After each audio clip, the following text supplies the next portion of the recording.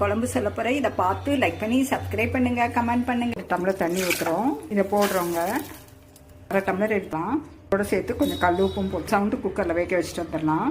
ஒரு 2 பத்தை, மிளகு 3/4 ஸ்பூனு, ஜீரகம் அரை ஸ்பூன் மைய அரைச்சிட்டு வந்துடலாம். தண்ணி விட்டு எண்ணெய் ஊற்றிக்கோங்க. நல்லெண்ணெய், கடுகு 1 ஸ்பூன் போடுறோம். வெந்தயம் 3/4 ஸ்பூன் போடுறோம். சின்ன வெங்காயம் தாங்க போடணும். நல்லெண்ணையும் சின்ன வெங்காயம் தான் முக்கியம். ஒரு 20 வெங்காயம் போட்டுக்கோங்க. ஒரு 15 பது பூண்டுங்க. ஆட்டி தட்டில் வந்து கருவேப்பிலை ஒரு கொத்து போட்டுக்கிறேன். அடுத்த தக்காளி ஒரு 5 தக்காளி உப்பு போட்டுக்கோங்க. கொஞ்சோண்டு போட்டுக்கலாம். எல்லாத்தையும் சுருளை அழுத்திக்கோங்க. ஆடி தோட்டத்தில் வந்து காளான் கத்திரிக்காவும் பஞ்சம்பட்டி கத்திரிக்காவும் போட்டுக்கோங்க. கத்திரிக்காய் 1 போட்டுக்கிறோம். எல்லாத்தையும் ஒரு 2 நிமிஷம் வதக்கிக்கலாம். மிளகாத்தூள் 1 ஸ்பூனு, தனியாத்தூள் 3/4 ஸ்பூன், மஞ்சத்தூள் அரை ஸ்பூன் எல்லாத்தையும் மிக்ஸ் பண்ணிடலாம். 2 நிமிஷம் வதங்கிக்கலாம்.